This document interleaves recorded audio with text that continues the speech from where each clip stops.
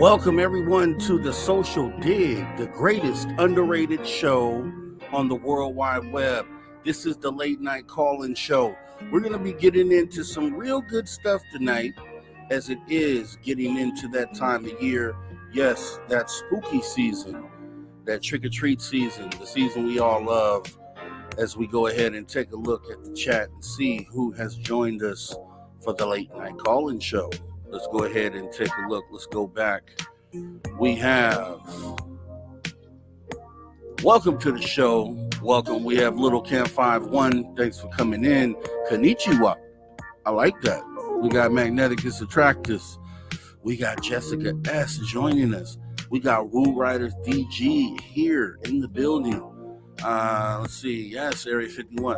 I got to go back. Jessica S. We're doing Spanish tonight. Hola, Roberto. At Spaced Out Radio, Mr. Rob G, yes, right here at the Social Dig. We got T-Bone saying MRG, Mr. Rob G. Hey, T-Bone. We got Magneticus Attractus, who's gifting a sub. Hold on, congrats. Appreciate it.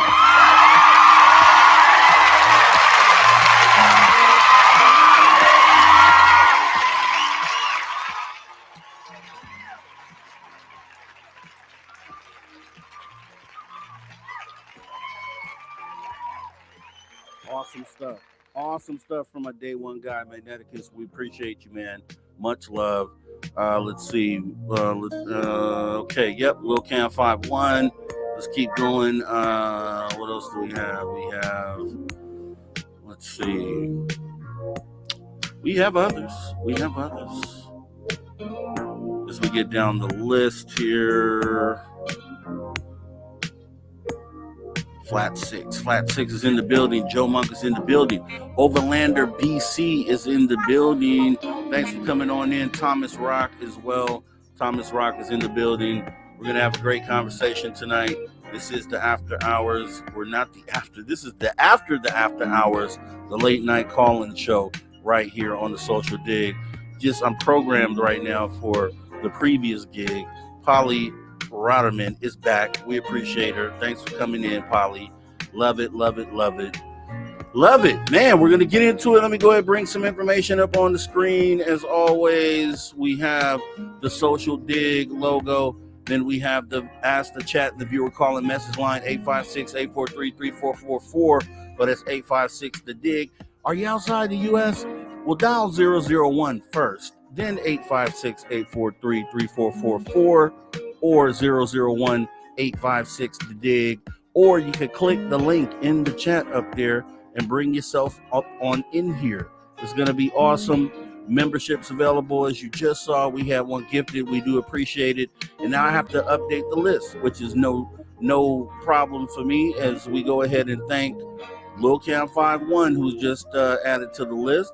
We also got Maggie M10, the Beekeeper, D Nunley, T-Bone, Joanne, to Mothman, Richard Wilson, Lovey Love, Dogface, Woo Riders DG, Poncho Zork, Deb from Sacramento, Flat Six, Lulu Bell, Presidential Zaddy, Eternity Eternal, Thirsty, Bryson's Folly, my guy, Magneticus Attractus, my day one guy, Urso Saprusov, Kurt M, Hips and Chips, and obviously welcome to the show. Just a round of applause for everybody. We do appreciate the love and support.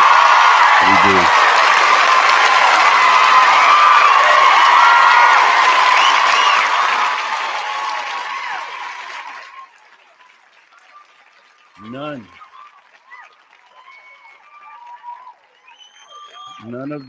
None of this happens without the love and support of you guys and the want to see better stuff come from here. And like I said, I strive to do that. The shows that you see on this channel, I'm satisfied with the quality currently, but I really want to raise the bar and turn this into some top level stuff. And you guys are making a way for that to happen.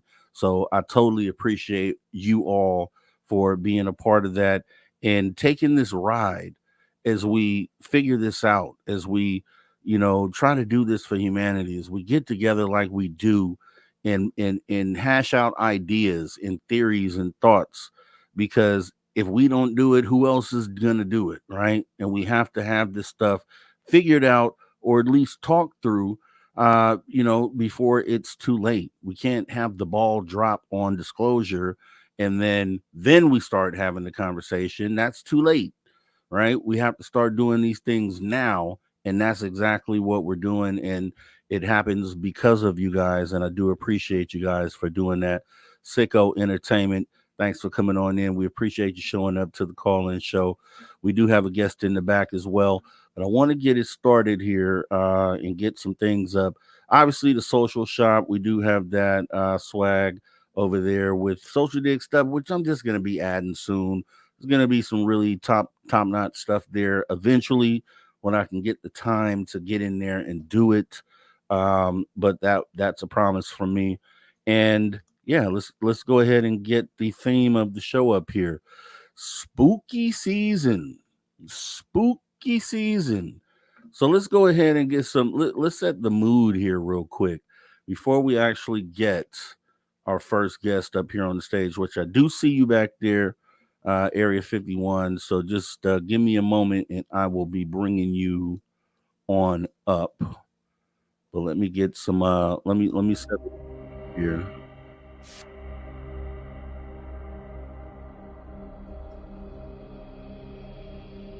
Let me set a mood here because we're going to jump right into a spooky story. Why not? Spooky season, spooky story.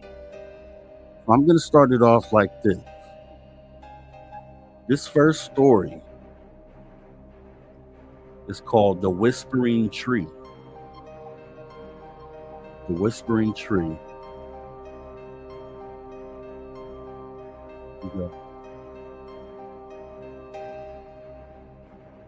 On the outskirts of a small town stood an ancient oak tree known as the Whispering Tree. It was massive, its gnarled branches stretching towards the sky like twisted arms. Local legend said that on certain nights, the tree would whisper to those who wandered too close. They said it called out their names, lured them in, and those who listened would never be seen again.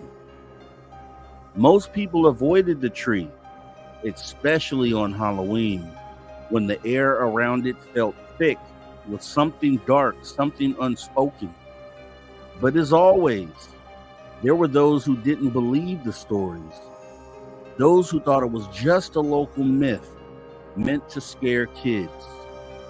This Halloween, that skepticism belonged to a group of friends: Sarah, Jake, Emma, and Ryan. Daring each other to prove their bravery, they decided to spend the night under the Whispering Tree. "Come on, it's just a tree," said Jake with a laugh, leading the way. "What's the worst that could happen?" Sarah was the most reluctant. She'd grown up hearing stories about the tree from her grandmother, who used to warn her never to get too close. But she didn't want to seem like the coward in front of her friends. So against her better judgment, she followed. The group settled down beneath the massive oak, sitting in a circle with their flashlights casting eerie shadows on the twisted bark. They tried to lighten the mood by telling ghost stories, but the air grew colder and the wind picked up, making the tree's branches sway and groan. Despite their laughter, there was an unsettling quiet between the gusts of wind. Then, around midnight, they heard it. A faint, soft whispering that seemed to come from all around them. "Did you hear that?" Emma asked, her voice barely above a whisper. The others nodded, their faces pale in the dim light. The whispering grew louder, more distinct, but it wasn't the wind. It sounded like voices, low, murmuring voices, saying things that couldn't quite be understood. Jake stood up, trying to look brave. "That's just the wind messing with us," he said, but his voice trembled. He took a step towards the trunk of the tree, staring up at the black and twisted branches. "See? Nothing." But before he could finish, the whispering changed. It wasn't just unintelligible murmurs anymore. It was calling his name. Jake, Jake. His face went white. The others heard it too. The whisper was unmistakable, wrapping around them like a chill. Jake, come closer. He stumbled back, shaking his head. Okay, this isn't funny, he said, looking at the others. But their faces showed only terror. They were hearing their names too. Sarah, Emma, Ryan.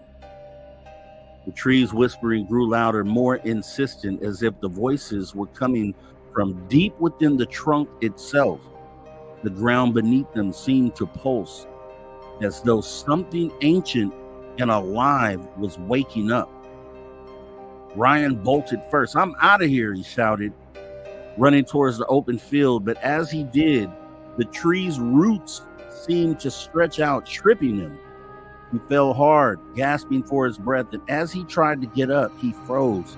Something cold had wrapped around his ankle. It was one of the roots. The others screamed, rushing to help him, but it was too late. The root yanked him towards the tree, dragging him across the ground as the whispering grew into a deafening chant. They watched in horror as the ground split open beneath the tree, revealing a black, yawning chasm. Ryan's screams were cut short as he was pulled into the earth, vanishing beneath the tree's roots. Sarah and Emma tried to run, but the tree wasn't done. The branches above them croaked and groaned as they stretched downwards, almost as if they were reaching for them. The whispering voices called their names again, softer now, but more sinister, each word dripping with malice. Jake grabbed Sarah's arm, pulling her back, but as they turned to flee, Emma stumbled and fell to her knees. Her hands sank into the earth, and she screamed. Dark, twisted roots wrapped around her wrist, pulling her down into the soil. Help me, she cried. But Sarah and Jake were frozen in terror as they watched her being dragged into the ground, her cries fading as the earth swallowed her whole. The two remaining friends ran as fast as they could, the whispers still echoing in their ears. The tree seemed to stretch its branches towards them, but they made it to the edge of the field. They didn't stop running until they reached Sarah's house, slamming the door behind them and collapsing in tears, gasping for breath. For a long moment, they sat in silence, the horror of what just happened sinking in. Jake broke the silence. We have to tell someone, he stammered, his voice trembling. The police, someone. But then, from the shadows of the room, they heard it again. Sarah, Jake. The whisper was inside the house. Panicking, Sarah grabbed her phone to call for help, but her hand trembled too much to dial. The whispering grew louder, closer, as if the walls themselves were speaking. Jake backed away, his eyes wide with terror, and suddenly his body jerked violently backwards, as if an invisible hand had grabbed him. He was pulled across the floor, screaming, before vanishing into the shadows of the hallway, his screams abruptly cut off. Sarah was alone now, trembling.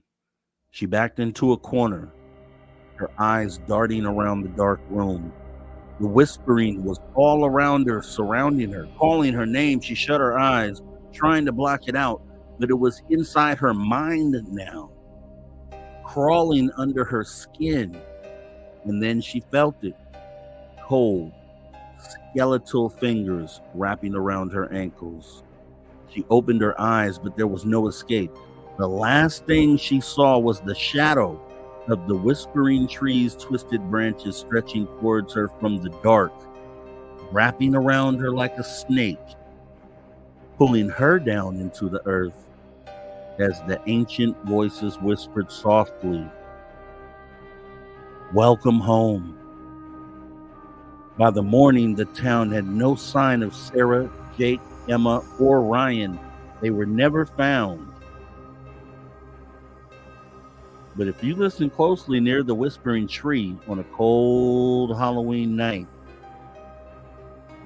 you can still hear the names being whispered. Lost souls forever claimed by the tree, waiting for the next to join them.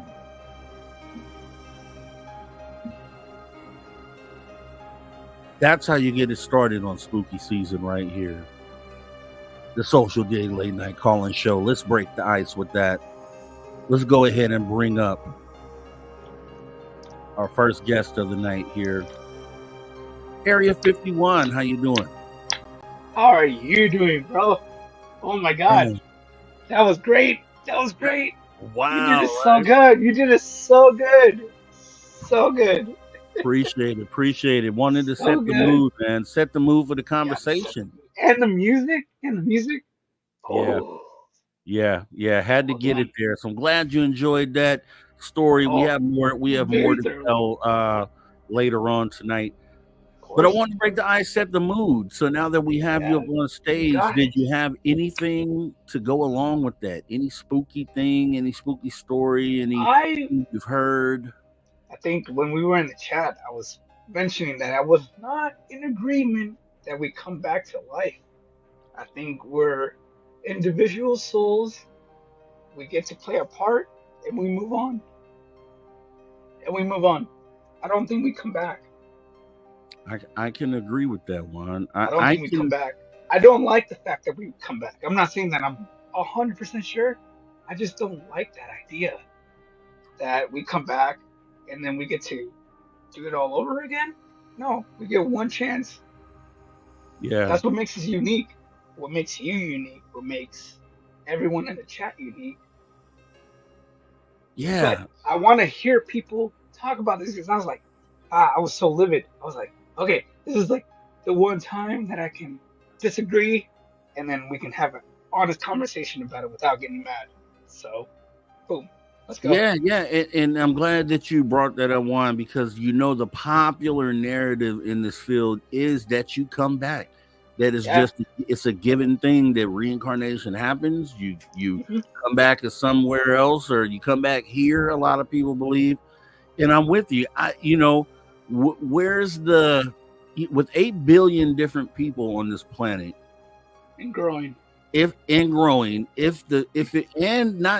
that's just this planet. Let's think about life on other worlds as well. We have gazillions of life forms. And you would have to assume that the likelihood of every one of those souls being reborn in a way that's familiar to them. Now, this is where this might differ a little bit. Maybe not coming back as you or coming back as you with a memory of previous life, right? But maybe you come back as a totally new person who never remembers this person, never remembers Juan. You come back as Charlie, maybe on some other planet, and Charlie lives his life the way he does it, but it's just the energy that's within you, right, that powers other things. So I get what you're saying as well, and it makes sense to think about it like that. See, I think what it is, Juan, everybody wants to have a happy ending to the story, right? And I don't think that it necessarily has to go that way. There's besides wanting to, being optimistic and having that hopeful thought process, I think is what drives that. But I think what you have said is more realistic. Right. And Rob, I appreciate you tonight because I think tonight was one of the best podcasts in the last month that I've seen because you guys brought all that together and I go, okay, we're getting into some serious stuff. I go, here we go. Because you get your left side and your right side, and I'm like, I'm on the right side, like I don't think we come back. I don't like to think that, but I was like, are we gonna do it respectfully and then get to see everyone's point of view? And we did. I like that. I like that. Yeah. I like that so much. I like that all of us had fun. We got to say stuff. and I saw the chat. The chat was fire tonight. Yeah, I saw you say that. Fire, That's fire. the downside to hosting the show. I don't get to be in the chat and participate like that, but I know what you Yeah, mean. because you're Yeah, over there. Yeah, exactly. So I kind of you're missed over out on there. it. You know what I'm Yeah, saying? but they were fire tonight, and I go, yes. No hate. No one was mean to each other. It was just a discussion. And I go, yeah, Wow. I love Okay, it. so, I said, so that's that great. particular thing, the life coming or reincarnation, that was Yeah, that's a being great talked about topic. in the chat. Of course. Yeah, it's Wow. a great topic. Okay. And I Well, that's like when people push back on me because I'm saying, no, it doesn't happen. And I want to hear their opinions. And I go, well, okay, cool. that's how you have conversations that move things forward. Yeah, yeah. I love alternative perspectives and points. That's nice. I love it because you may show me something that I didn't see at first, and that's is still sharpening steel, man. And I love that. So I missed that. So what do I have to do? Because I do rewatch the shows, not every show, but I'll watch this one back so I can watch the chat and kind of see how that went. I'm interested to see what everybody was saying, so I think I'll do that. Mike Jones, what if? Let me see. Let me bring that up. Mike Jones, what if shadows are one? What if shadows are one of them come back looking for a body to reincarnate? Huh. I guess if shadows, here's what I would just based off of that question. I would think that if shadows or which we obviously know they're there because I have proof of one, and just apparitions, I think that would be technically called like a possession, right? If they try to take another body. Like, I don't know if I would wonder though, Mike Jones. That's a good question because okay, maybe at the point of conception when the energy is being delegated to whatever this new embryo is there, or is that consciousness already within, say, the sperm of the male? Is the consciousness there, or the personality of who the person is to be? If is it in the sperm, or or is the energy just going to animate that life? You know what I mean? Because if that's the case, then I don't see a window where a shadow or someone who has passed, a spirit apparition, would be able to remanifest themselves into a living body. I don't see a window for that, right? Just thinking it through. Obviously, I don't know the answer, but just thinking of what's logical, when would they have the opportunity to enter that new life? And we know that just looking under the microscope, the sperm are alive. They're definitely alive, and they go into the egg. They enter the egg, and then wow, thank you very much, T-Bone. Let me finish this thought so I can give T-Bone a round of applause. Man, awesome stuff here. The sperm goes into the egg and then starts the process of creating the life. So you'd have to wonder, man, where is the energy in the sperm? I don't know. It's just, but I don't see a point where something that's already existing, some sort of apparition or spirit, would have the opportunity to enter and become that new life. And if it did take on or enter a body, that would, I guess, technically be like a poltergeist, or like The Exorcist, like a possession or something along those lines. Let me stop real quick and give T-Bone a round of applause for being awesome.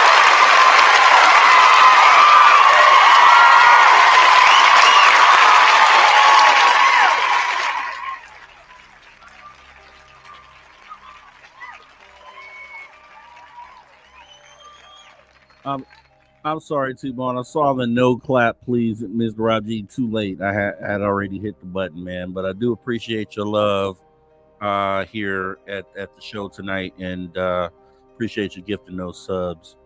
But what do you think about that one? I mean, where would you see a time where a shadow or apparition or spirit, where would it have the opportunity to remanifest itself into a new life?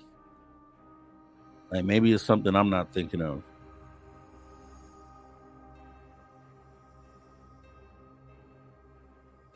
Oh, Juan may not be there. Okay. I don't think he's there right now. Okay. Well, I don't know. I don't know, Mike Jones, but that's a great question, man. This has always been something that I've thought of. Oh, audio issues for one. Okay. Mike Jones, someone wakes up from an injury or coma speaking a new language, maybe. Yeah, I don't. But then if that was the case, yeah, I mean, that, I guess, that's weird. I don't know how you would explain that, right? Or what the explanation would be as far as the definition of that. Because, yeah, I've seen that. And I've always wondered, excuse me, I've always wondered how that was possible, that you could have a kid, for instance, who goes into a coma or falls and bumps his head. There was a certain condition that's called, that I've looked up before. I forgot the name of it. Where they take on this whole new understanding, or they end up having information that they didn't have before they went or had this injury, where they wake up speaking a new language. Or, yeah, I don't know. I don't know if you would say that was a spirit, or if that person during that incident, like, accesses like a, whatever this energy network is, right? Because just think of like the internet, right? Think of a device that is where the Wi-Fi signal is off, and think of that as the kid or the person, and then having an accident where the Wi-Fi turns on, and now they're downloading all this information from the web or the network out here. Maybe it's something along those lines. I don't know. It's something that I've thought about a lot, how that is possible for someone to wake up and speak a totally different language fluently, or have knowledge of something that they didn't have before their accident. That's very weird. But it's obvious it's happened. We've seen it happen, and I just have no explanation for it. Does anybody else have an explanation? I don't know. Oh, Juan may be back. Be back? Yeah, can you hear me? Yeah, now I can hear you. Yeah. Oh, awesome, awesome. So excited. Yeah, were you saying something then earlier? No, no, no, no, no. I was listening to you explain to Okay. everyone. Yeah, just Yeah, thinking it through, because Mike Jones threw another one in there, and was like, and elaborated more, saying, in that instance, I guess, an example, someone wakes up from an injury or coma speaking a new language, maybe. Like, yeah. what would you consider that? I just was talking about, when I've thought about that particular thing, that case where people have had injuries, traumatic injuries, or come out of a coma, and they speak a totally different language that they're very fluent in, that they Mhm. could have never known before the incident or accident. And I'm just feeling like, that's a download of information. However it's done, I don't know. I can't explain it because I don't know, Right, but it's apparent that it happens.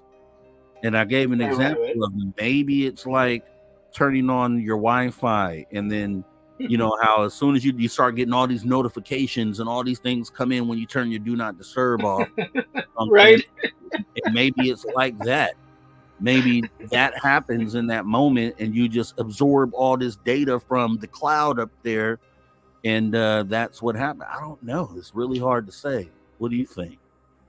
I mean, to me, I think it's like how we inherit genes. I mean, you carry your mom and dad's genes. Obviously, they get embedded in your DNA, almost like transferring data into your brain. Right. So I Which think goes, sometimes it happens to us where like you get those. Sorry, my voice is almost going out. I've yeah, been you're screaming and fine. singing today. you know? You're good. You're good. No, yeah, I've been screaming and singing today. So let me adjust. I'm gonna have to go to my deeper voice. But I've mentioned to people that you inherit genes, the DNA of your parents, Hmm. your your past. I'm not saying I'm right. I'm not saying anything, but I think when people, this is why this is such an interesting subject. When people remember things like a kid being like, "Oh, I was there in Vietnam, and I can tell you that this was this and this and this and this and this," and they're like, "Oh my God, that was my dad. You remember when my dad experienced?" I go, I think it's like inheriting genes. You inherit the dreams, you inherit the experiences. But I don't think it's necessarily you. Does Yeah, that make sense? I don't think it's you. I think you just experience what it. You're transferring data across genes because that's what it is. It is what it is. You see DNA strands, it looks like data, and that's what you're experiencing. I don't think it's necessarily you're living that past again. life. That Yeah, look, one, I I think think you're just experiencing it. I said something like that. I don't remember when it was. It was recently. It was within the last week or so where I Hmm. thought about that, and I was like, yeah, maybe past life is not that. It's not. Maybe that kid is tapping in. But and you said a good example of the parents, right? Because Hmm. let's take that one step further. Think about instinct. Yeah, Animals animals demonstrate that all the time in the wild. You have these they babies that are inhabit born, their parents' instincts. they already know how to do Yep, a lot of things right yep. out the womb. Boom, They boom. already know how to kind of hunt and kind of do certain things, Hmm. and you have to wonder, it's obviously data being transferred, and maybe it is being transferred through DNA. So you might be onto something there, and I think that might be true. I think, yeah, as far as because it makes more sense than this kid lived the previous life. Not saying that And don't get me wrong. I mean, they nail it. You know what I mean? But I don't think they nail it in the spec that they actually lived it. I think they're remembering something and that gets passed on. You know, like how you pass on like your shirt. You know, oh well, yeah, it fits me because it fit my grandpa. and And you move through these notions, right, in between. And I go, well, I've experienced things that my family has. The way my mom acts, completely the way that I act. You know, not anyone else. So no, you're right. that's where I leave it at. And I go, let's not. But you know, they also might be right. I'm not saying they're wrong. Other people they want to say reincarnation, but I just don't believe it. It's not And in my nature. I don't believe. And this is why today was such a good topic because we get to talk about it. let's take it a step further, right? Yeah, go So ahead. Yeah. even with in just acquiring data, period. Because if you think Hmm. about some people's fears of like regression, is they feel like if you go through a regression that you potentially could have false memories implanted. So if you could have false memories implanted, you could have someone's real memories implanted if they're telling you their life story. For instance, say you're under regression and they're telling you about a time when they did something, and then all of a Right. sudden you take that memory on because you're in a certain state where you're receiving that data, and then when you wake up or when you're fully conscious, that becomes one of your memories because it was fed into you, right? So that's almost the same thing. So you might be onto something there. You might be onto something there. That could be what it is. It sounds Right. more like logical than it sounds more logical than past life. Now the only but I was thinking, okay, well, what about times when people who say they've experienced past life can visually recall things and say and see something and say, oh, I remember that thing, and I that could still be think the it's same thing past as the well. DNA, like Yeah, data. I yeah, still think it's past the DNA. I yeah. think if you remember how like there was a story a couple years ago that my ex-girlfriend told me about, where like she was just so fascinated about it, and she goes, this kid woke up and like he was like 8 years old, and he like went to the grave site, didn't know who his great grandfather was, told a story about how like he went through this kind of war and turmoil and everything, was able to distinguish who he married, the name, what he liked, and everything. And I go, okay, that is fascinating, I said. But could you ever think that it's just passed on through genes, like memory?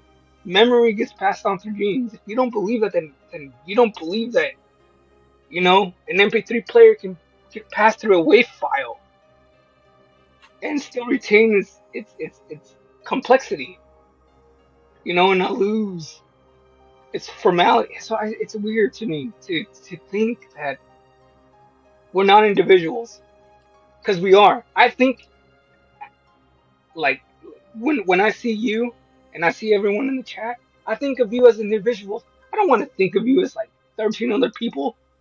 I want to think of you as you right now, not Right. later, not before, because you are here with me. It's weird to think that you want to keep living this chaos. No. This goes back to the data, right? The DNA Yeah. holding data DNA. just makes so much sense, because obviously DNA holds the building block to life and who you are going Exactly. to become physically and all that. So we know it holds that data. So why couldn't it hold other data as well? That makes Memory. sense, Juan. That makes total sense, Yeah. Juan. Why wouldn't it hold memory? That tied in too to the conversation I think we had last week or the week before. We were talking about, okay, well, with Elon doing these Neuralink chips, could you program DNA? While the DNA or while a fetus or something is being born, could you like download or information into that fetus? And maybe that's plausible, because if it's what you're saying, which is possible, then the other thing could be possible as well. I think we're Mhm. unlocking something here, Juan. I think that's pretty awesome that you brought that up, that perspective. Yeah. That's the reason why I thought today was like amazing. Probably one of the best podcasts of the year, to be honest. Wow, Because we wow. get to because we get to talk about it. You're allowing us to have the platform to talk about it. 'Cause I'm gonna write this obviously, down, Juan. I'm gonna yeah, write this yeah. because I I'm wanted. opposed to the reincarnation because I want to think as all of these individuals as like you're not going to be replicated. Do you really want to be Do you really want someone to be the way that you are? I mean, I see you as you. I see everyone in the chat as themselves. I don't like to think that we get reincarnated and we get to like recycle ourselves until we get it right. That is so weird to me because we get one moment and then we go forward.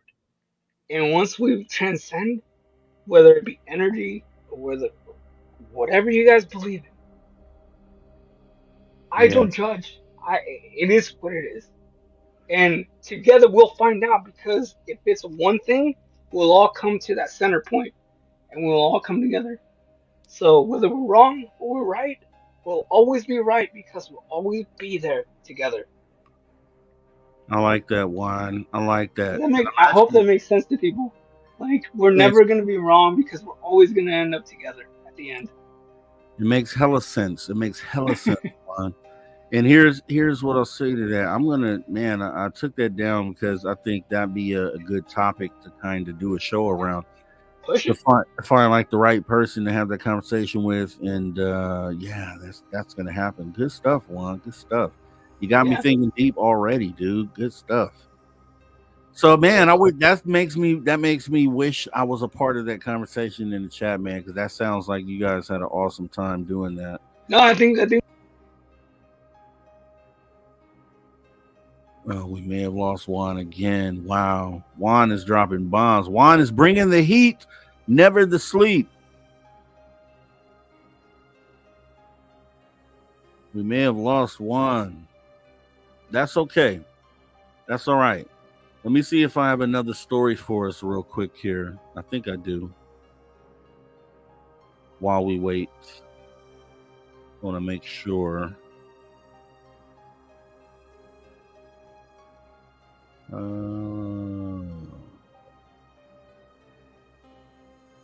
okay.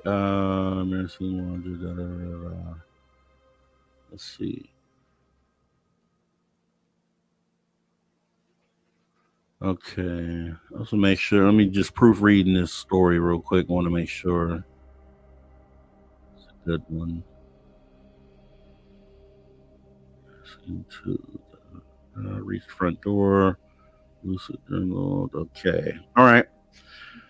All right, let me go ahead and set this up, guys. We're gonna get into another story. Thanks, Juan, for getting the mind going. Let me bring him back up. There you go. You're back. Yeah, my bad. Can you guys hear me? Yes. Okay, Yes. cool. Sorry, I keep touching my headphones accidentally. So if you touch them, it just mic Drops. goes off. Yeah, it Yeah. just drops. Okay. Yeah. Let's see. Tap controls, Spooky. guys. Yeah. Yeah. Thank you for letting me share that.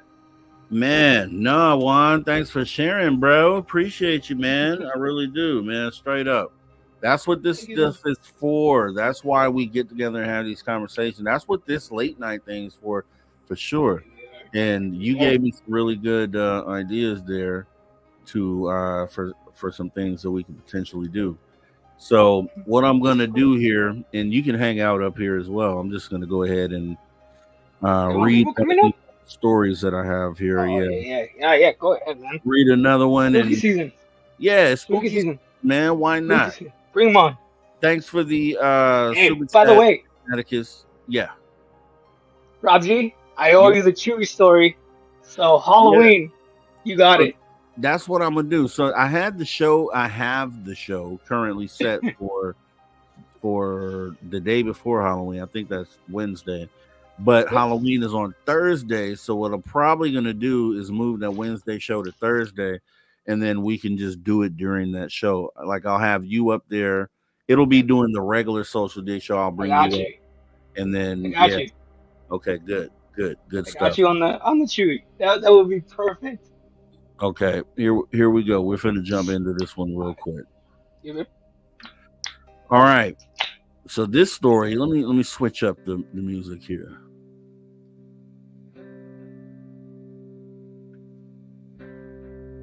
All right, this one is called. This one is called The Mirror Man. The Mirror Man. Here we go. In a quiet, forgotten town nestled between rolling hills, there was an old, abandoned house that no one dared to enter. It had been untouched for years, its windows dark and its door always locked.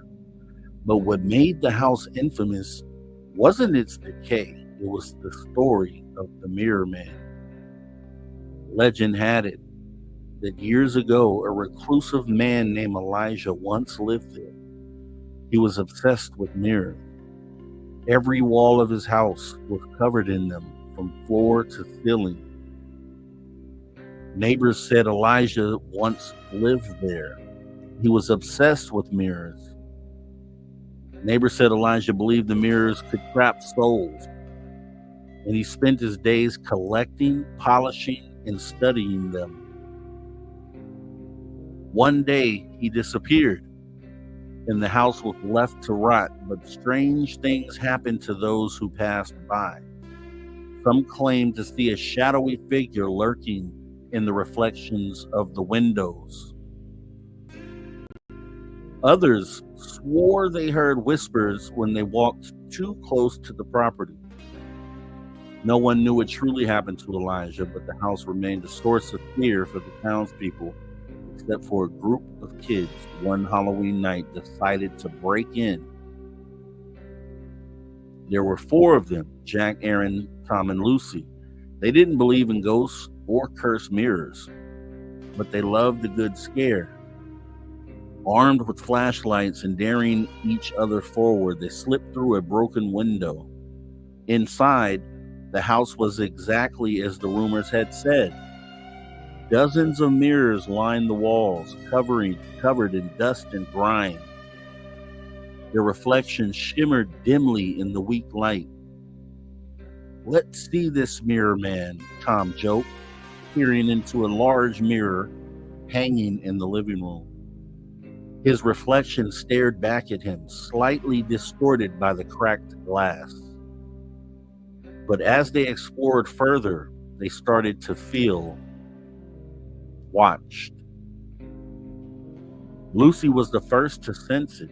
Every time she glanced into a mirror, she thought she saw movement just out of the corner of her eye, as if something or someone was shifting in the reflection, but not in the room.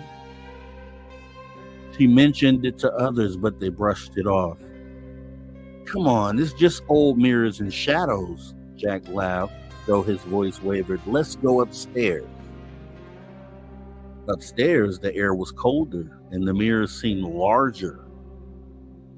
And at the end of the long hallway stood a massive, floor-length mirror.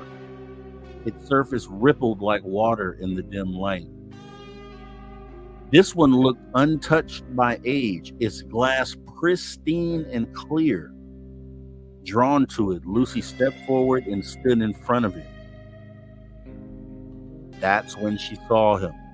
Behind her, just barely visible in the reflection, stood a figure, tall, with elongated limbs and hollow eyes. The figure's face was twisted in a grotesque grin, and it seemed to hover just behind her shoulder. Heart pounding, Lucy whipped around, but there was no one there. "What's wrong?" Aaron asked, seeing the look of terror in Lucy's face.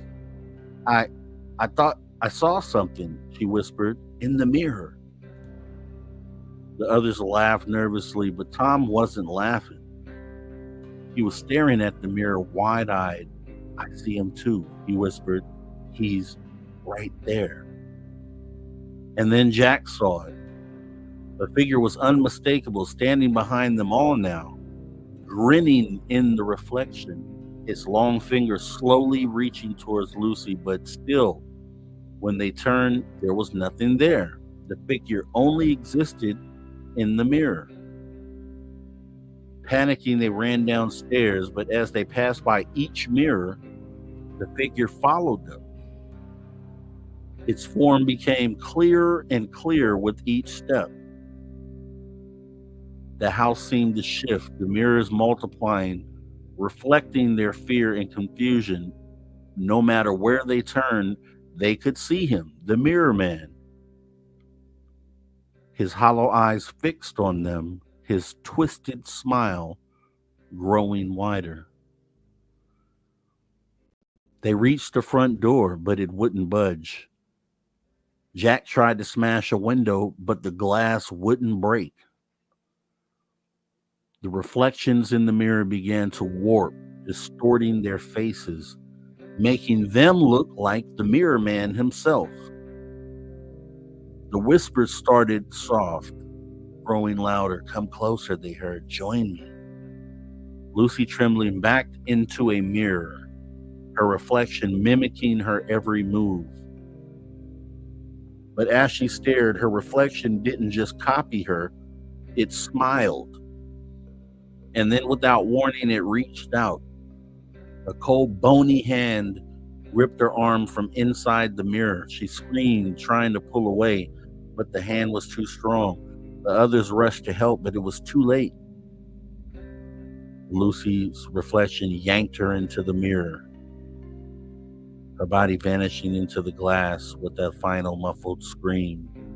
The others stood frozen in horror. The reflection of Lucy remained on the other side of the mirror, smiling coldly at them, now with the hollow eyes and twisted grin of the Mirror Man. Panicked, Erin tried to smash the mirror, but as she did, her own reflection grabbed her too, pulling her into the glass. One by one, the group was taken inside their own reflections, their screams echoing throughout the house. Each mirror now held their images, trapped forever a part of the house's sinister collection.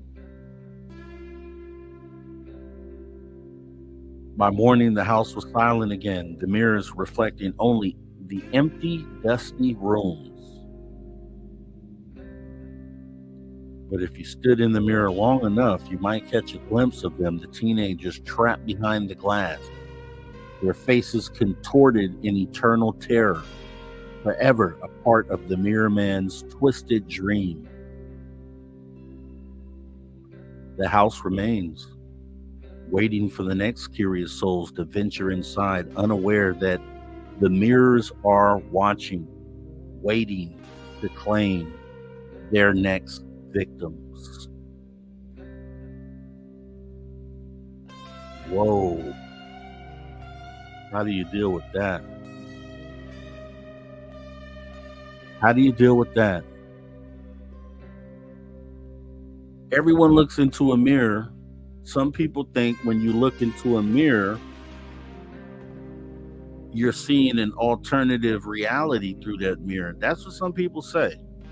It may sound bonkers, it may sound bananas for somebody to even think that that's true, but that's what some people say. As a kid, I would often wonder about that. I would look in a mirror and I would look around. I would move from side to side and kind of see where I could see most of the room and see what I could catch in the reflection. And during that time, you would realize, obviously it's a reflection, but if you could step through that mirror,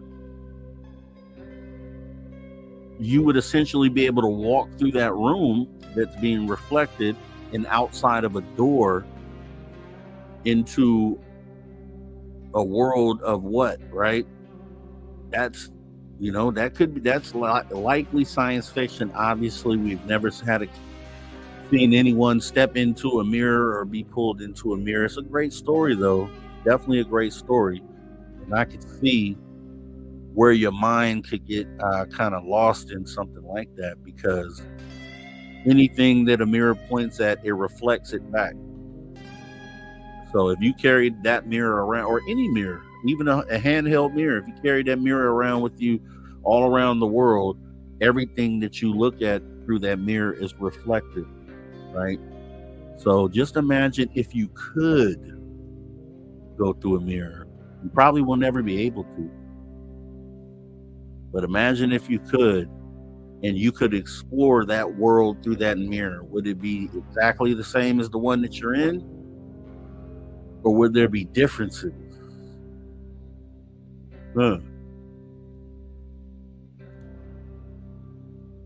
Wow. Definitely something to think about. Definitely something to think about. That was great. Awesome. Yes, one. That was great. You did a phenomenal job. Wow. Yeah, you did a phenomenal job. Wow. Thank you, sir. Thank you. Yeah, you owned it, dude. You owned it. Thank you. Wow. Appreciate it, man. Appreciate it. That's a scary thought, man. Yeah. We all look in there. I'm shaking my hand. Just think if you could walk through a mirror. Think everything you're seeing in that mirror, the background, everything. I don't mess with mirrors. And I think the scariest part is, what if you were looking in the mirror outside and there was scenery behind you. So when you're looking in the mirror and you could see the scenery, buildings and things like that. Imagine if you could walk through that mirror and go to that building that you see in the mirror.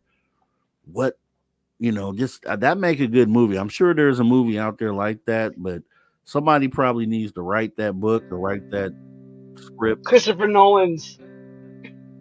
Hold on. I was going to say Interstellar, but it's not Interstellar. It's Inception. Uh-oh. Mike Bobby was asking, question for Rob, would you ever play the elevator game? Look it up. I'm about to right now. Do you know about this one? I don't know what that is. That sounds scary though. It does. It just sounds scary. Right? It sounds scary. Elevator? What am I in the Saw movie right now with I want to play a game? Yeah. Dude, that's Rob G is a fan of Saw, the Saw franchise. I am too. Skippy. Skippy, I might bring it back this year too. I'm trying to figure out what to do for Halloween. And I'm going as a vampire. Greaser vampire. Man, I'm a vampire fan too, man. Yeah, me too. Vampire, and then it would have, because I've already done the Saw. I've done Billy the Puppet in the tricycle. Yeah. But I'm doing and I've done a penguin. So this year going vampire, greaser vampire, Here we go. like Lost Boys, Lost Boys. There And is a again, movie. oh, little sister, thou shalt not fall. Gonna go that way. Hey, I like that. Okay, here we go. I'm gonna bring this up on the screen real quick, and then I'll bring the spooky season back up here. We got Magneticus also in the building. Magneticus, you may as well join us here on the stage, pal. Magneticus is the one that we hire to do the traps for Saw. Yeah, I can agree with that. Hold on. Right? Here we go. Okay. Can you hear me now? Can hear you now, buddy. I'm trying to bring up this thing real quick with the Mike Boswell talks about the elevator game. So here it is. All right. So I'm going to read this real quick. What is the elevator game and how do you play? So let's all. That's so creepy. We're all going to find. They have a movie I just saw on IMDb, so you may have to watch the movie too. That is creepy. Here's the elevator game. So, urban legend or portal to another world. The elevator game purports to blur the lines of reality for players if they follow the rules and don't make a potentially fatal mistake. One disturbing case has caught the attention of believers and skeptics. The last known video of Elisa Lam alive showed her in an elevator. Oh, you gotta be kidding me. Come on. Her body was found in the hotel's water tank. The water tank incident. My bad. I'm delayed. To this day, nobody knows how she died or how her body got there. The video is strange, to say the least, unsettling if you watch it a few times. No one could make sense of what exactly happened to Elisa Lam until conspiracy theorists and paranormal fanatics zeroed in on one dubious explanation, an urban legend called the elevator game. What is the elevator game? The elevator game, or the elevator to another world, is not for the faint of heart. Originating in Korea and Japan, it's essentially a step-by-step ritual that is believed by some to blur the lines of reality. Although the exact dates of its origin are unknown, the game probably hasn't been around for very long, and some posts regarding game outcomes date back to only 2011. Not surprisingly, the popularity of the elevator game has been powerfully influenced by online accounts of it, and, as too often happens, it has become even more widely known as the alleged cause of a tragedy, the death of Elisa Lam. We'll explore the case of Elisa Lam a little later, but first, let's look at the rules of the game, how to play the elevator game. There are many steps to playing and surviving the elevator game, and as we've been warned, it's imperative that you follow them precisely and in the exact order. In this game, you will need at least one player and an elevator in a building with a minimum of 10 floors. Here's how to play. Step 1. Let's say you're the player. You enter an elevator alone or with another player. No outsider can enter the elevator with you, nor can you leave at any point. If you do exit the elevator, you must start over. Step 2. Then you ride the elevator from floor to floor in a specific sequence, up to the 4th floor, down to the 2nd floor, up to the 6th floor, back down to the 2nd floor, up to the 10th floor, and then down to the 5th floor. Remember not to get off at any of the floors. Step 3.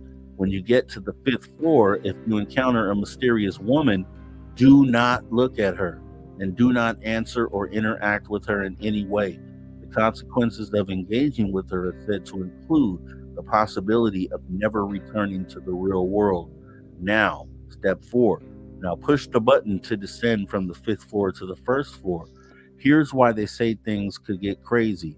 If the elevator operates normally and takes you to the 1st floor, exit immediately and do not look back or talk to anyone. But if, instead of taking you from the 5th floor to the 1st floor, the elevator begins to go up, well, congratulations, you're being allowed into another world, or so they say. Alternatively, you might resist the urge to freak out and instantly simply press the emergency button and wait for the fire department to arrive with help. So now you know how to punch your ticket to this portal to another world. Elevator game believers say all sorts of things might happen at this point. Things might look different. It might be dark and spooky, and the power might be out, and no one else will be around. Some players have even claimed that they looked out the window and saw only a red cross in the distance. You might even lose consciousness, they say. If you're like me, though, probably the thing you'd want to most in that situation is to know how to get home. Well, elevator game aficionados, we have the answer for how you return to. Steps to return safely from the other world. The way home has several steps, all of which players say you must follow exactly, lest you get stuck in that other world. Here they are. Step 1, get back to our world. The rules say you must get on the same elevator you rode before. Finding it might be a problem, but intrepid believers advise that you keep searching until you find it. Step 2, once you enter the elevator again, move from floor to floor in exactly the same sequence you did originally. 4, 2, 6, 2, 10, 5. Step 3, upon reaching the 5th floor, press the button to the 1st floor. Step 4, the elevator starts to ascending again. Quickly press the button for any other floor before you reach the 10th floor. Or, as I suggested before, you can simply press the emergency button, have a seat, and wait for help to arrive. I hope you don't suffer from claustrophobia. So now that we're safe back home, maybe it's time to consider the notorious case of a young woman who some believe was playing the game when she met her untimely end. The mysterious case of Elisa Lam. So, what are you going to make of what happened to Elisa Lam? Here's what we know. Elisa was staying at the Cecil Hotel in Los Angeles, but her parents became concerned when they didn't hear from her on the day she was supposed to check out. They notified the authorities, and an investigation ensued. Police couldn't find any trace of Elisa except for an eerie video of her behaving erratically in the hotel's elevator. In the video, Lam is seen stepping into and out of the elevator several times, seemingly talking to someone who wasn't there, frantically pushing many of the elevator buttons, making gestures with her hands, and looking around in a paranoid fashion. Through all of this, the elevator stayed in place and its doors never closed. After Elisa's body was discovered naked and dead in a water tank on the hotel's roof, theories abounded. Was she experiencing some kind of psychotic episode? Was there some nearby but not captured on security camera? Was Elisa playing the elevator game? The Cecil Hotel has been the site of more than a dozen murders and suicides since its 1927 opening.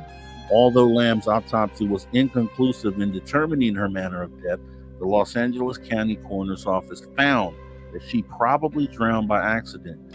The police went a little further and highlighted the fact that Elisa suffered from bipolar disorder, leading investigators to believe Elisa's death was a classic case of a mental breakdown leading to a tragic end. But of course, elevator game believers weren't going to buy such a rational, if incomplete, explanation. Not surprisingly, elevator game believers were convinced that Elisa was playing the game. She must have broken the critical rule not to interact with the woman in step 3, they said. Worse, she may have been transported to another world at that point and been prevented from returning alive to her normal world. As for hard evidence, the believers don't have any more than the LAPD, so what are we to think? Maybe someone will find something on her computer that shows Elisa was into the elevator game. Or maybe an investigator will figure out how her body got into the water tank. But for me, neither theory is completely satisfactory. In the meantime, when I need to get from the street to the upper floor of a building, I've got no problem taking the elevator, except maybe on Halloween. Wow. Woo! Okay. All right. All right, Mike Bothwell.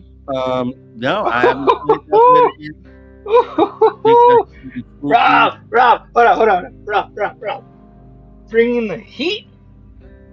Ooh. You gotta say the other part. Never to sleep. Not to sleep. Never to sleep. Oh, you gotta do those more often, man. You did good. Good. Wow. You did great. That's good. My Bothwell That's good. now play her in the elevator, bro. Yeah, no, thank you, That was Mike great. Bothwell. I think we're good. I think, yeah, we're not playing the elevator again. I don't know though. That's like one of those. It reminds me of like Candyman or Yeah. Yep. Yep. you know what I Yep. mean? That's what it reminds me of. Yeah, Catman's great. It's one of my favorites, especially Jordan Peele's. And no one's gonna agree with me. Jordan Peele's Candyman produced it. Yeah, Did he? I get it. He produced the new Candyman. Yeah, I haven't even seen it. Is it good? I think it was great. People are gonna say no. Magnetic sounds like you're I mean, far away. I'm gonna say people didn't like Us. Oh no, not Us. No, they loved Us. They liked Get Out. They did not like Nope. Oh, I love No. I didn't. I Yeah, love Nope too. I yeah. thought it was a great homage to I a have to lot watch of the the classics. Candyman. Akira, the bike scene.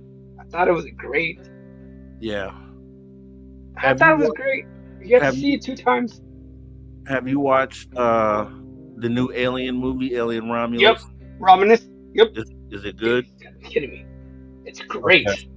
Have you It's watched better. the? It's better than Prometheus. Um, yeah, it's a great movie. How about the new Beetlejuice? Amazing. Okay, I got both of those movies, and I Yeah, have to watch both of them. those are amazing. The new Beetlejuice, amazing. I think Tim Burton did it. Outdid himself. I'm original, so like I like the original one. But Yeah. yeah, this one complements it, and it's Okay, I good. was gonna ask. Okay, so you're a Yeah, fan of the original one. yeah. I'm a So huge fan of the is the original. I second mean, one I was better like than 7 the years original? old. Is it better though, or is it No. not better? Okay, Better, but does it complement it? Of course. okay, that's good. It's I'm glad. worth watching. It's worth watching. Of course. Magnetti, what's up, man? Oh, can you hear me now? Barely, Don't man. You sound very. Lovey Love. Do not reveal. No, stop. Hold on. Stop yourself with the alien Romulus. Stop it. Yeah, don't be a spoiler. Don't, Don't be a don't spoil it. It's such a good movie. And by the way, Ridley Scott, Gladiator 2. Come on. Yeah, Ridley Scott was said he wasn't really the producer, but he said that they allowed him to see it, and he co-signed and said it was awesome, and so I'm like, okay, How's that? Yeah, There you there you go, buddy. Here we go. Okay. Yeah, so were you saying something before, Magneticus, or? I said Candyman was a thing before it was ever a movie. Yeah. Because I remember playing that in like the early 80s. Sitting in the mirror in the dark. Yep. Yeah. Yep. In the mirror. The other Yeah, I fun know. one we... Everyone says Bloody Mary, but I think me and you are the only ones that say no. This is before Well, that. there's that one too, and the fun one was taking a ceramic plate, and you take it over a candle, and you get the flame just close enough to the bottom of the plate that leaves black soot on the bottom of the plate, and then you go in the dark and you tell whoever that doesn't know what's going on to draw a circle on the bottom of the plate. Now draw a circle on your forehead. You are evil.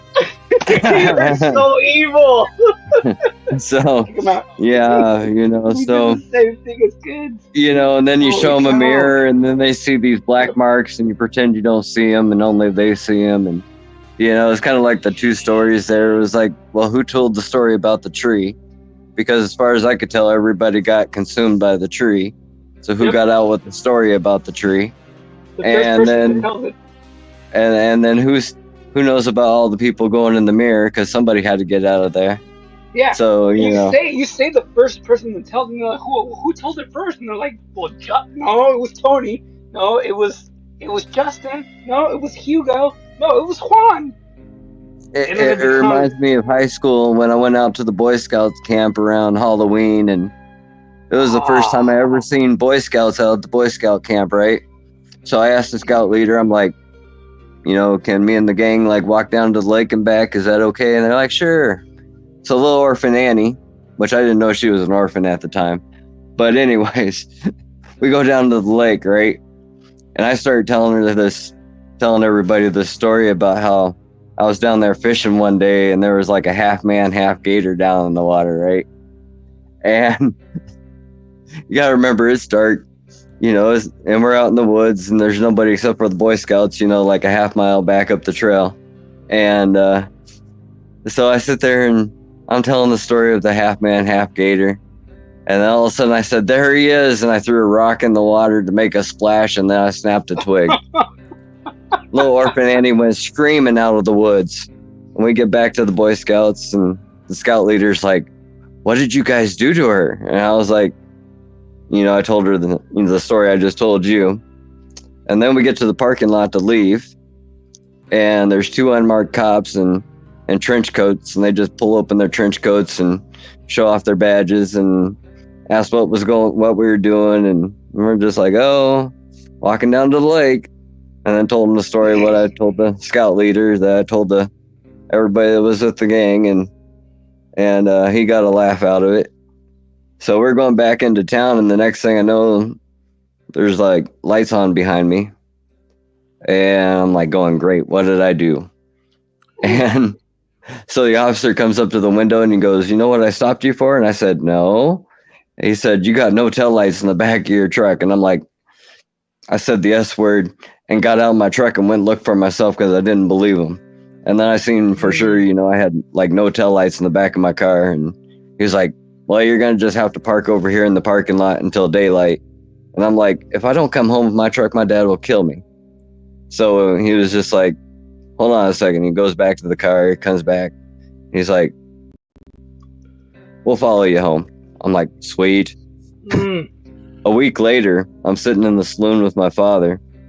And he said, see that guy up at the bar? Go thank him. And I said, for what? He said, for not giving you a ticket that night and following you home. I was like, oh. The officer knew I wasn't joking about my father killing me if I didn't show up with that truck that night. Here's what I'm about to do real quick. There's a movie called The Elevator Game.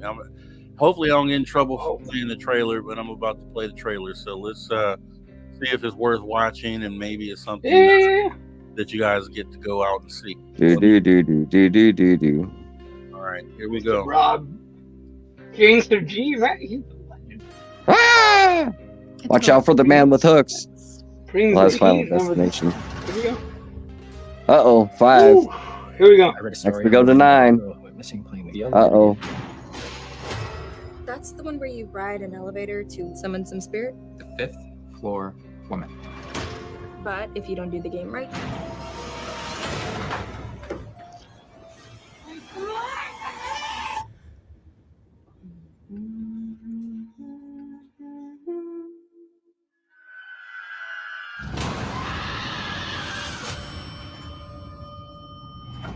Okay, let's get a move on.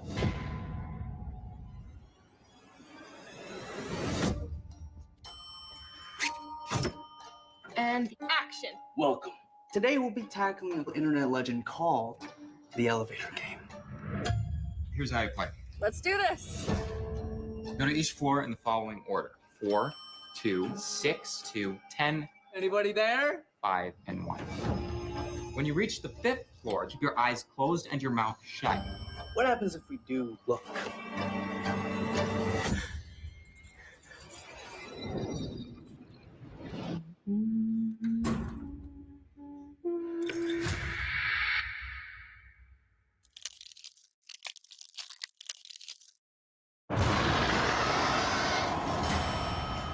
The entire game is real. When we played the game, we broke a rule. Open the door. Now she's out to get us. We need to go to the police. You can't call the cops on a ghost, Chloe. You didn't finish the game.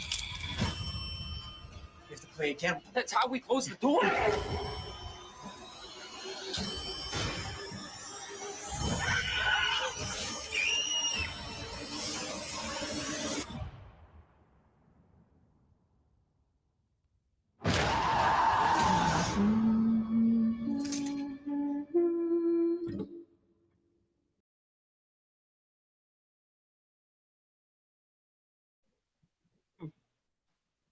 I don't do backward people. I don't do. They twist their bones. What do you think? Would you go see it? Would you see this I'd go movie? see it. Yeah, definitely. I'd go see it, Probably not. dude. Probably not. Not for me. Why is that? I saw The Fourth Kind in theater when it was packed. Did you not catch my remark about Final Destination? Jesus. I Which one? missed it. What did you just say? Which Final And Destination? when one of the Final Destinations, the omen was Like the only one beware that the matters man is the with first hooks, one. and it was in the elevator, and like some guy like caught the chick with the hook or whatever. But I don't know. I watched that stupid movie, and then like one day I was like driving down the road, and next thing I know, there was like, I don't know. I just remember the trailer dragging the log chain. It reminded me of the movie, and the next thing I know, I watched the car flip over, and it was just a crazy day. So that's why I said Fair I enough. probably wouldn't watch something like that, just because, you know. I say it that way. Yeah. What's your favorite scary movie? Mine? Yeah. Oh. You were so I don't critical about Send me that link, Mike Bothwell. abnormal apparitions killing people. So now you have to. Oh no, Well, all the Friday stop. 13ths are okay until the, after about the 27th one or something like that. So you like slasher. Nightmare on Elm Street. What else did I watch when I Which was one younger? though? You can't just say. What's the guy with the pinheads? Pinhead. Hellraiser. What's that movie called? Hellraiser? Hellraiser. That's the one, Hellraiser with the pinhead. And then there was I give you credit. You got other your scary taste. movies You that I got your watched that were fun to watch. Yeah. What was the one with They- the sphere and like the mortuary? Remember You that gotta be one? more Where specific. were you? No. Yeah, I don't even remember that Hello? one either. You gotta be more specific. Yeah, we can hear you. I'm here. Can you hear us? Magnetic? I can hear you. Oh, weird. I think I accidentally pushed the down volume, so I couldn't hear you guys. The I'm all flat, like talking. flat 6 said Phantasm. Is that what you're talking about? That's the I one think it is thing. Phantasm. Yeah. Oh, who Yeah, said and that? then there was Cube, or the Cube, or something like Who said that. Who said So Phantasm? let's do that real quick. Juan, you're Okay. Yeah. give me your I'm top. back off on that one. I've never seen that movie, so I'm back off. Give me Juan. Give me your top 3 scary movies. The Conjuring, The Thing, Alien. The original Thing or the new Yep. Thing? 1982. Alien. Okay. Yes. And then the original Alien. John Carpenter, original Alien. John Carpenter. I will say, The Conjuring. Conjuring. Okay. I think it's perfect. I think James Wan did a and I'll You know what? I'll say this about The Conjuring. The other two, I totally agree with you on. The Conjuring, I'm with that. Are you talking about the first Conjuring? the first one, not anything else. Yes. Okay. I'm with you. I like the first Conjuring. How about you, man? Top 3 What's that? movies. Your top 3 favorite scary movies. Well, I don't know about favorites, but for scary, it was The Exorcist was definitely a scary one. Oh, come on. What? What? You I didn't live in a love the funeral soundtrack. home. I love the soundtrack. You I didn't live love- in a funeral. You didn't live in a funeral home, so don't start with me. I'm not dissing you. I'm saying it is one of the I'm gonna best. tell you, you'd probably be one That of the is one kids of in the my high school best. class that wouldn't come over to my house because You're it not was a listening. funeral home. You're not listening. So, It's one what? of the best soundtracks in the world. I think it's one of the best soundtracks in the world. I'm just saying, in the funeral home, I've seen things that The theme. What I are don't know your, how to explain. So what are that's your where other two? Poltergeist, or not I Poltergeist, don't but think. I don't think it's the scariest movie though. What are your? No, it's just his favorite scary movies. Oh, okay. I'm not saying scary, but I could definitely, it was like things I always wondered about, like when we lived in that house, like we always lived upstairs. And then when my dad finally moved downstairs, he kept having me paint this one wall. It was like, it seemed like every week he had me painting it a different color, you know what I mean? And then later you learn about things like the Winchester curse and stuff like that. And how Lady Winchester was always doing weird stuff like that, and Yep. then I remember my dad like always like was changing the house in any way he could. You know what I mean? Changing the lights, changing the trim, changing the carpet, changing the paintings. You know, changing the doors. You know, just everything. So it wasn't the. And that's what he always said. He was trying to get rid of the stigma of the house being a funeral home. And so, yeah, it was like, I mean, do you really want to watch scary movies when you're living in a funeral home? No, not really. Yeah. Not really, because you already I hear do. things and see things that, you know, you don't really talk about outside of the house. I know the one time my stepmother left. I watched A Conversation with the Devil. Okay, let me get the other two though. Oh, the other two. So on as far as like scary for me was like definitely Those are like good that ones, by the way. Exorcist, and then it was like Hellraiser, and then it was like The Cube. That's a good one. The Cube. Yeah. I'm familiar with The Cube. The Cube. Yeah, I'm familiar with The Cube. That is diabolical. That is demented, but I respect it. That's like Saw, but before Saw. Okay. I never watched any of those movies, so All right. that's not even in my database. Okay, Hold so on. you like The Cube? Okay. So Saw was not seen by me.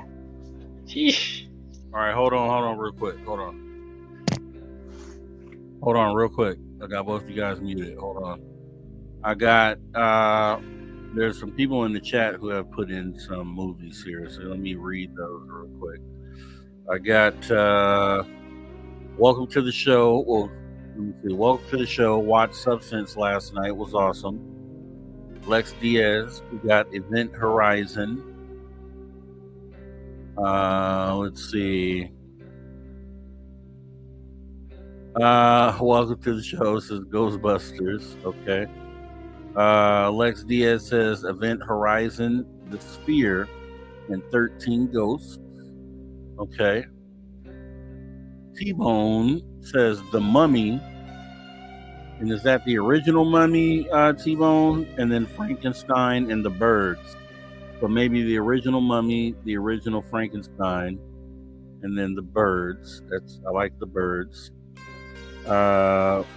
Welcome to the show. Salem's Lot as a kid scared the out of me when he was tapping at the window. Okay. Let's see. Lex Diaz, the wall you painted was a hellgate. Let me see. Lex Diaz says watching scary movies in a funeral home is exactly what I would do.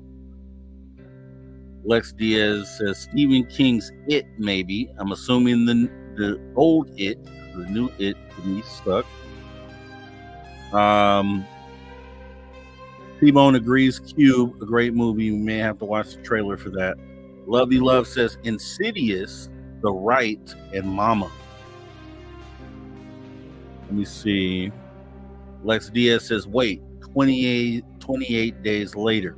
I'll agree, because that was the first movie where zombies were actually sprinting and running, which to me, running zombies is a scary thing to me.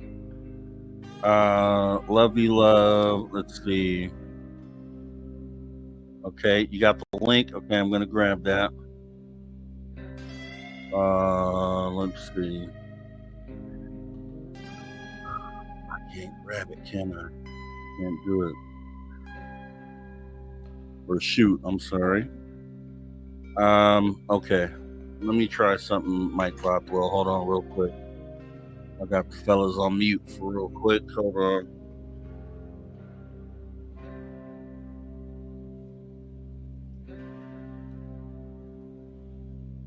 Real quick here. Emily Elevator.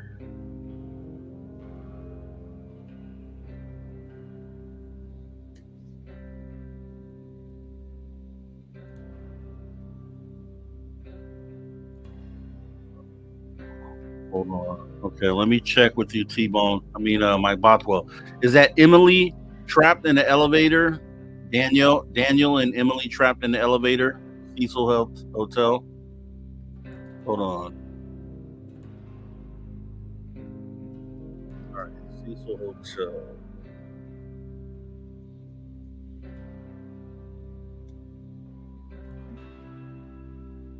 Ah, okay.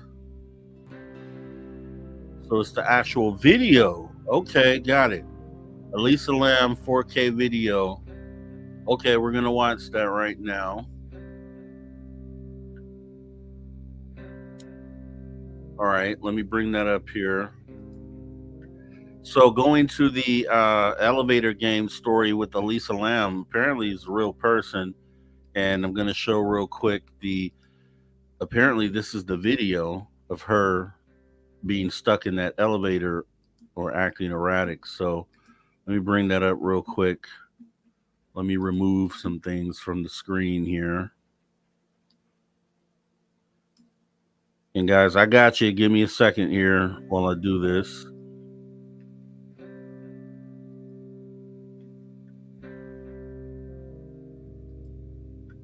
Okay, here it is.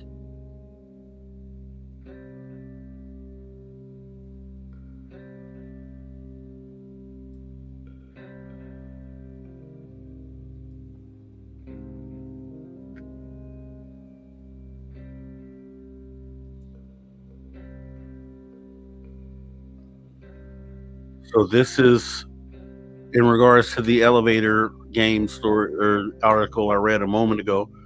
This is the lady they found in the water tank, and this is her acting weird around the elevator,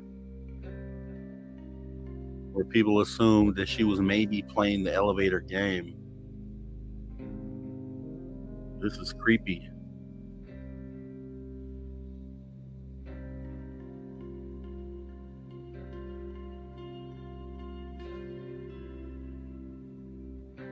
Very sad. Yeah, I agree, Lex Diaz. Oh, this is sad, weird.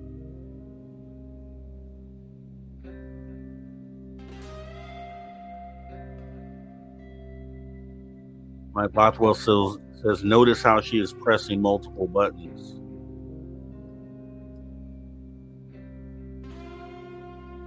Lex Diaz saying, I wish someone would have helped her.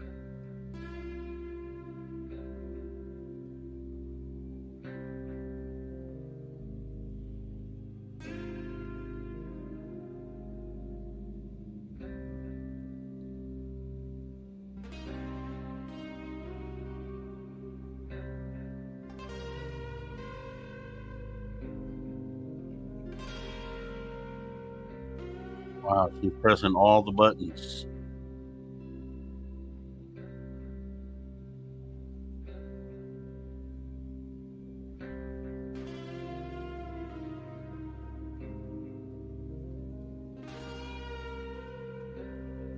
What is she thinking, right? What's going through her mind? What is she dealing with?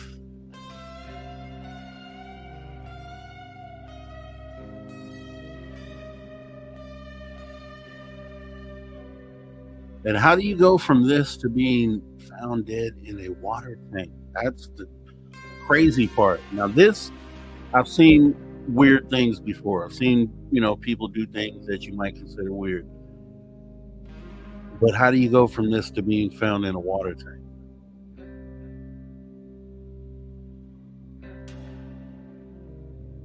Locam 51 says this is wild. I agree. Lex Diaz, the worst part of feeling alone is you're not alone. People care. Just ask for help.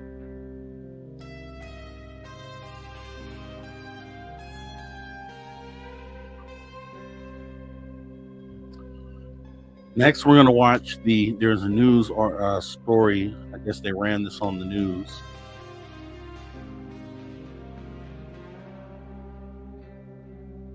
Wow. Wonder if that it.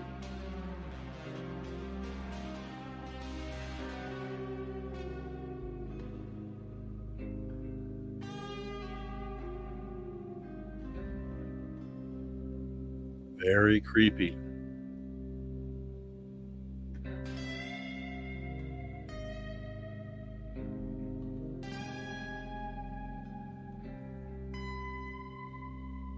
If you want to know, you don't owe anyone this. Is the fact that no one looks. It's the fact that no one looks after you.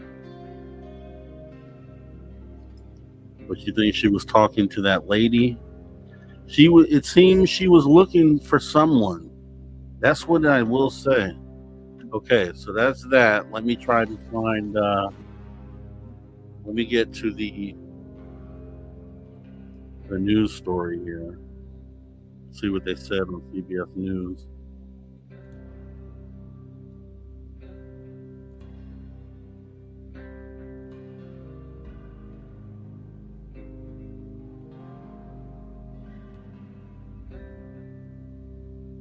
Okay, they don't say anything.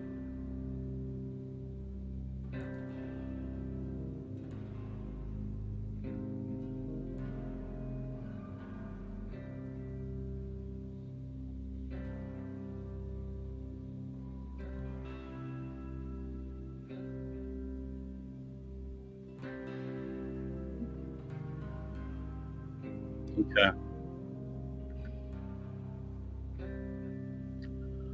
All right, good stuff. Good stuff. Very creepy. Appreciate that, Mike Bothwell. Ah, man, that I don't know what to say. I do want to see the Cube trailer.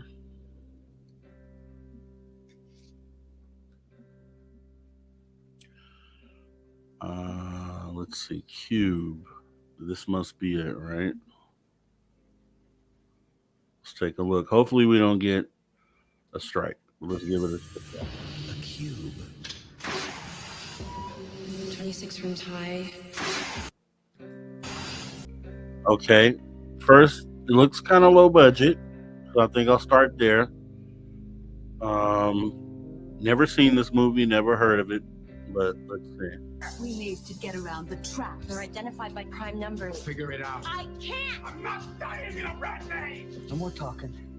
No more guessing. You gotta save yourselves from yourselves.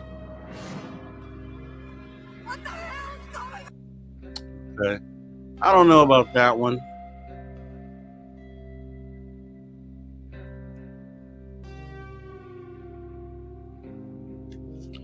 This is one movie that I recommended on the Social Dig show like 2 weeks ago. About 2 weeks ago. This is called Dark Skies. This is a movie I said you guys should go and see. And I still say that. This is a really good movie. Hopefully, once again, we'll go ahead and play this and do as Mike Bothwell said, stop it every few seconds. At Verizon, every phone can be the new iPhone 16 Pro with Apple Intelligence. Wow, phones are going to be flying to Verizon. At Verizon, new and existing customers can get iPhone 16 Pro and a new iPad, all on us. Only on Verizon.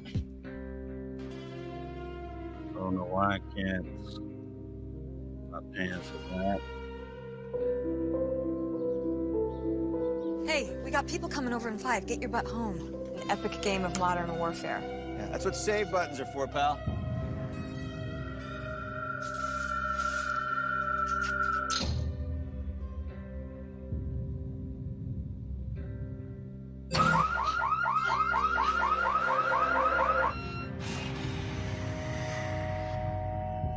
Not a bad dream. Sammy, did you do this? The Sandman did it himself before he came to my room. So real quick, this movie right here, obviously you see from the producers of Paranormal Activity and Insidious, which Paranormal Activity is, to me, a really good series. But this movie is, I think, one of the, if you know, like myself, I've never been abducted. I don't know what that feels like. But this movie, I think, represents the best, reenactment of putting you where you can feel how it would feel to be like under the radar of some sort of extraterrestrial species. Let's see. There's no sign of forced entry. Sure all the doors and windows are locked? I'm sure. We check them every night. Karen says you guys had to call the police. Is everything all right at home? Yeah.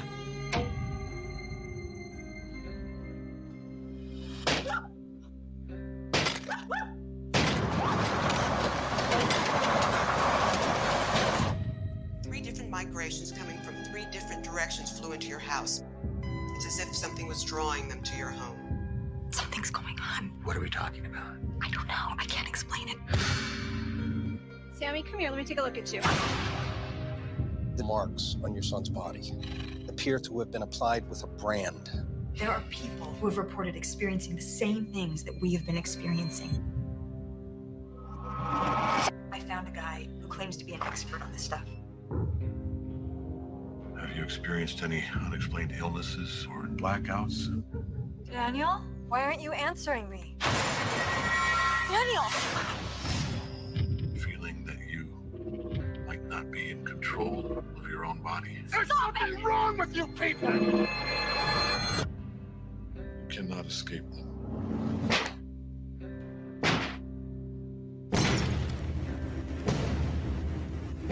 Sooner or later, when they're ready, they will take your family.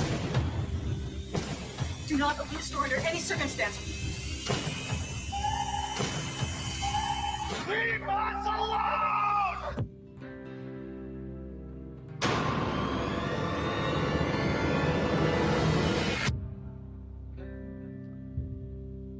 Without a doubt. Let me shut that down. Without a doubt.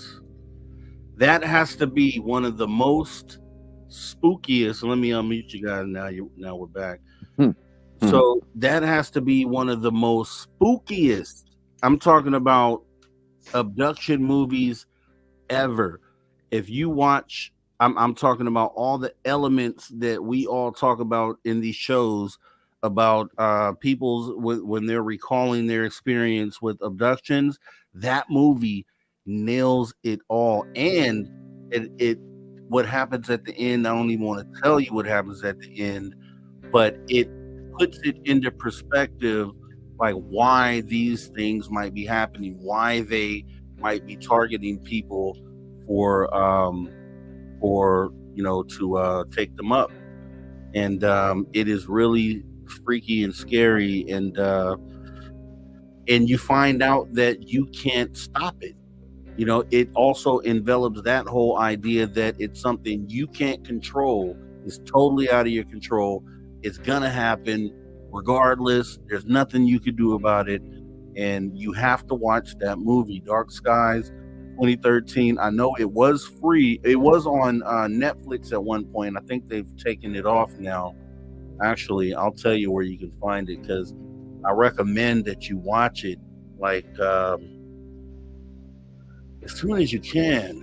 It is one movie you will not regret watching. Let's see. I'll tell you where to find it. Yeah. Where to watch. Let's see. So you can find it on Hulu right now. You can find it on Amazon Prime, Apple TV. So any of those, if you have subscriptions to any of those services, maybe try Amazon Prime. If you have that, you might be able to watch it. But I got to tell you, that movie, as far as capturing the essence of what people describe of alien abductions, that movie is the one. Has anybody seen it? Has anyone seen that movie? Or am I the only one? I have not. Mike Bothwell says, what is that called? That's called Dark Skies. Dark Skies. I gotta get somebody else has to watch it so that we can talk about it. So I want to know your opinions on it. And let me see.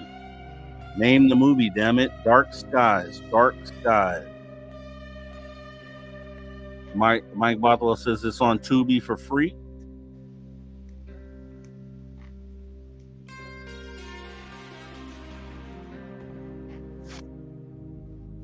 Okay, Lex Diaz says Lex Diaz has seen it. Good. Yeah, I recommend you guys watch that. Let's that's what, when we do that on the Social Dig on Wednesdays, we have that science fiction, science fact movie.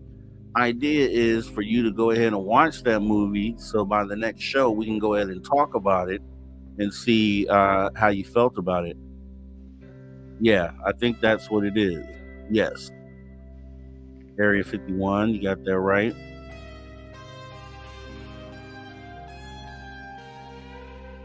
All right, so let's do that. Let's do that.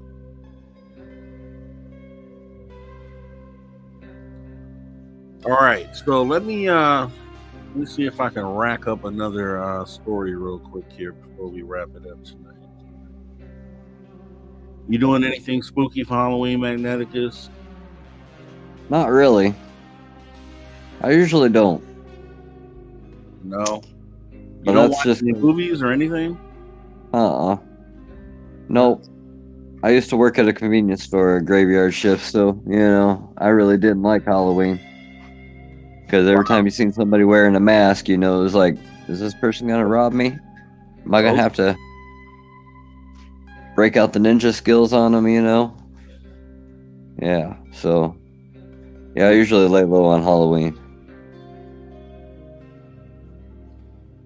Let me see. Let me make sure it's a cool one to do.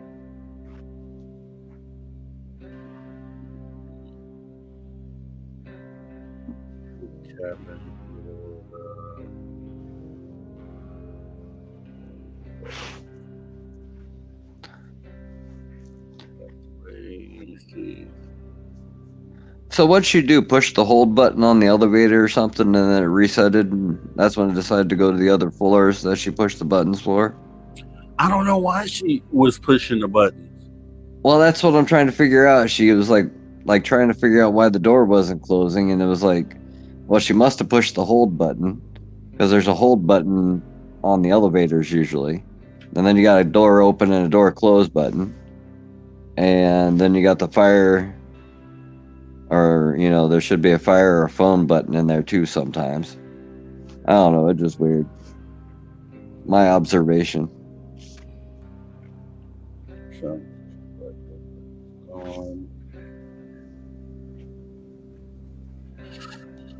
Okay. All right. Here's what I'm going to do. All right, Magneticus, we're going to wrap this one up. I'm going to read this story real quick. And then Alrighty. We're going to take it home. All right, here we go. And also, T-Bone, thanks for coming in. Thanks for everything you've done tonight. We appreciate you. You're awesome, awesome, awesome, awesome sauce. All right, I'm going to go ahead and read the story real quick here. Get our spooky stuff back up here. All right, so here we go. Final story of the night as we get ready to wrap it up. Spooky season. A lot of spooky stuff. Let me just come in real quick. A lot of spooky stuff that I have planned. I'm trying to get some things ready. We have a show coming up on the Social DIGG here. It's the day before Halloween, but I might move it to Halloween day. And because that night, Halloween night, I'll be filling in for Dave Scott over at Spaced Out Radio, where I'll be talking to Onay, and she's going to do some readings and some other things. I'm trying to plan some stuff and kind of play into the whole feeling of the season that we're in right now. So make sure you're there for that. I don't want to use all of the things that we're going to do yet. That's why we're just going over some basic stuff now. Maybe next weekend will be the 27th. So it'll be the weekend before Halloween. So maybe next weekend we'll get some of you guys up here to tell some of your spooky stories, right? And kind of lead us into the holiday here. So with that being said, let me go ahead and get into this final story of the night. This one is called The Empty Cabin.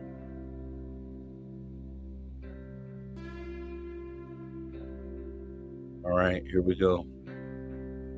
Last story of the night, guys. It was the dead of winter when David and his friends arrived at the isolated cabin deep in the woods. The sky was already darkening as snow began to fall, blanketing the forest in an eerie silence. They'd rented a cabin for a weekend getaway, hoping for a few days of skiing and relaxation. But when they pulled up, something felt wrong. The cabin was old, much older than they expected from the listing. Its wood was dark and weathered, the windows thick with grime. The trees surrounding it were all tall and dense, their bare branches scratching at the sky like skeletal fingers as the group of 6 unloaded their gear. David couldn't shake the feeling that they were being watched. Inside the cabin was just as unsettling. The air was thick with the smell of damp wood and something faintly metallic. The furniture was covered in dust, and an old stone fireplace dominated the living room, its mouth gaping wide like a hungry maw. There were no photographs or personal items, nothing to suggest that anyone had lived there recently. Feels like no one's been here in years, Sarah remarked, wiping dust off the table. Nah, it's fine, Mark said, trying to sound upbeat. Just needs a good fire going. As they settled in for the night, the snowstorm outside intensified. Wind howled through the trees, rattling the windows and making the fire flicker. Despite the warmth, David felt a cold chill settle in his bones. The others laughed and told stories, but he couldn't stop glancing at the door, half expecting it to creak open on its own. By midnight, everyone had gone to bed. David lay awake, staring at the ceiling, his unease growing. The wind outside became relentless, its howls sounding more like wailing cries. Just as he started to drift off, he heard a faint thump from downstairs. He sat up, heart pounding, probably just the wind, he told himself. But then it came again, louder this time, and it wasn't the wind, it was footsteps. He froze, listening. The heavy sound of slow, deliberate steps echoed through the cabin, moving from the living room towards the staircase. They weren't rushed or hurried, but steady, like someone or something was calmly walking through the house. David's breath caught in his throat. He turned towards the door, hoping to see a light from one of his friends coming upstairs, but there was nothing, only the sound of those footsteps growing louder. Without thinking, he crept out of the bed and silently opened the door. The hallway was dark, save for the faint glow of the dying fire from downstairs. He strained to hear, but the footsteps had stopped. The house was silent again, except for the storm raging outside. David hesitated, wondering if he should wake the others. But just as he turned towards Sarah's door, the sound started again, this time closer. The footsteps were at the bottom of the stairs. He held his breath, his pulse racing, as something started climbing the steps, slowly, one at a time. Thud, thud, thud. Each step seemed to drag out for an eternity. Whatever it was coming up to the second floor. David backed away, heart pounding in his chest. He could feel the cold creeping into his room as the footsteps reached to the top of the stairs. He didn't dare move, didn't dare breathe. The house was silent again until he heard the floorboards creak just outside his door. Something was standing there. He forced himself to look toward the door, barely able to make out the faint outline of something through the thin gap beneath it. A shadow, a dark, unmoving shadow. Then the handle rattled. David jumped back, his blood turning to ice as the doorknob slowly twisted. The door opened just a crack, and in the faint light from the fire, he could see it. Something pale, something wrong. A face. It wasn't human. The eyes were black pits that seemed to swallow the light. Its skin was sickly, grayish white, stretched too tight over its skull. Its mouth was too wide, a gaping, unnatural grin that revealed sharp, broken teeth. The thing stared at him through the crack of the door, its breath shallow and raspy, David couldn't move. His body was frozen in place, his legs too heavy to run. He could only stare back at the thing as it slowly pushed the door open wider. Suddenly, Sarah screamed from the other room. The creature's head snapped towards the sound, and in an instant it vanished. The door slammed shut with a deafening bang, leaving David alone in the dark. He ran to Sarah's room, throwing the door open. She was sitting up in the bed, pale and trembling, her eyes wide in terror. "Did you see it?" she whispered, her voice shaking. David nodded, unable to speak. They woke the others, but no one else had seen or heard anything. The storm outside was still raging, trapping them in the cabin for the night. They spent the rest of the hours huddled together in the living room, the fire blazing as they waited for dawn. By morning, the storm had passed. The snow was deep, but the sky was clear. They packed their things in silence, eager to leave the cabin behind. As they loaded up the car, David took one last look at the house. That's when he saw it. Standing at the edge of the woods, just beyond the clearing, was the figure. The pale face grinning at him from the shadows, its black eyes fixed on him. David blinked and it was gone. They drove away, never speaking of what happened again. But as they left the forest behind, David knew the truth. Whatever had been in that cabin wasn't finished with them. It was still out there waiting, and someday it would find them again. As I go ahead and leave you with that story, hopefully you can get some sleep tonight. Hopefully you don't get creeped out too much by that story. Hopefully you're not turning on every light in the house on the way to the bedroom tonight. I know I will. I'll be doing exactly that. Turning on every light in the house as I usually do. Because yes, I too am afraid of the dark. With my old ass, I'm afraid of the dark. Oh my God. Awesome stuff. Spooky season. Keep it in spirit. We can talk UFOs or aliens anytime. You know, we do that a lot anyways. So let's have some fun leading up to this holiday. Take advantage of, you know, the mood that Halloween creates, and that some people, you know, dress up for Halloween. I have some things that, you know, that I might wear for the shows coming up. I don't know. We'll see. But I wanted to leave you guys with that, kind of have just a little fun, read a few stories, and I think we did that. So I want to thank everybody for coming in tonight. I want to thank Magneticus Attractus. I want to thank T-Bone. I want to thank Magneticus Attractus again. And with that being said, memberships are available, guys. I think you're aware of this.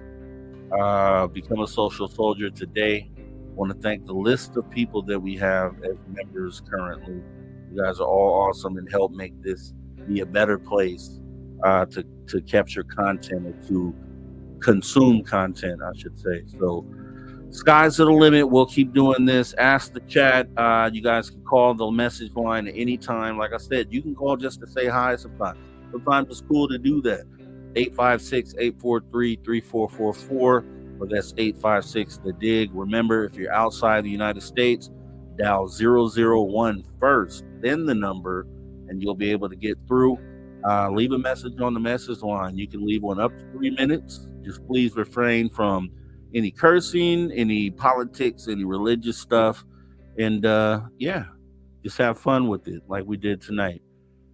Also, we do this for the positive progression in humanity. You know, put good energy out there, positive energy. It kind of spreads, it's infectious, and that's the way we make this a better place to be.